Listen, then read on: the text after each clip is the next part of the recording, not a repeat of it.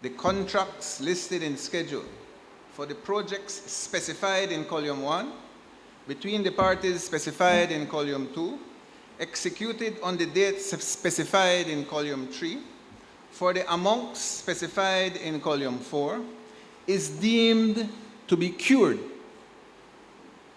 And the late laying of the contracts is deemed valid and effectual to the extent that it would have been valid and effectual if the contracts had been laid before each house of the National Assembly in the manner required by Section 19(6) of the Finance and Audit Reform Act. In my humble opinion, Madam Speaker, the architect of this bill has to be a serial criminal. Madam Speaker, this is the second time that we have come to this House where the Prime Minister has proposed a bill. The first one has become an act to validate his illegal actions as the Prime Minister and Minister of Finance of this country.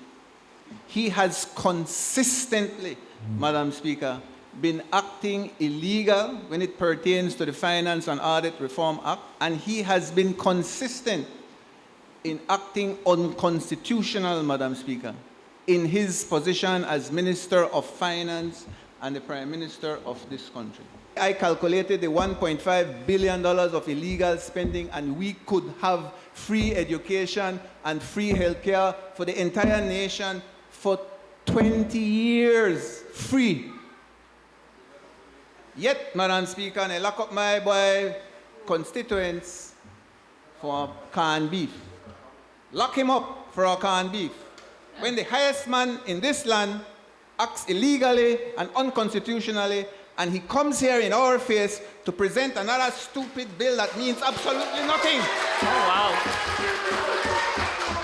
That bill, Madam Speaker, is a shame. That bill should Honorable never come member. into this House, Madam Speaker. That bill Kindly is a be disgrace, seated. Madam Speaker. That bill should never see the light of day. What this is, Madam Speaker, this is actually a confession statement.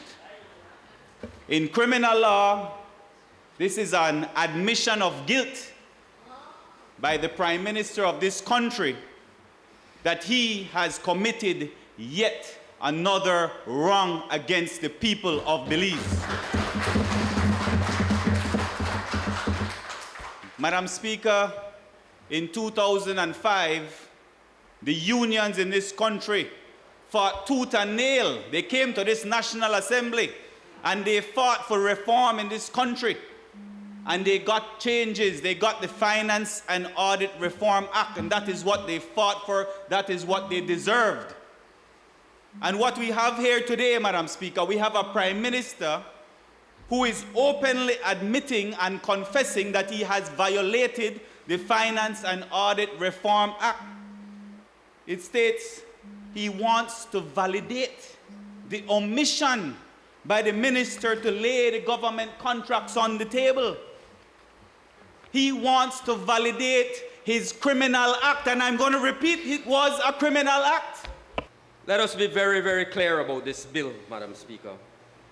There was no omission to lay contracts on the table of the House and Senate. This was a deliberate decision taken to bypass the law and to avoid public scrutiny of these bloated contracts. So-called omissions, Madam Speaker, and I hope the Belizean people understand this, omissions amounting to $290 million, $452,215. You ever had that kind of omission? $290 million.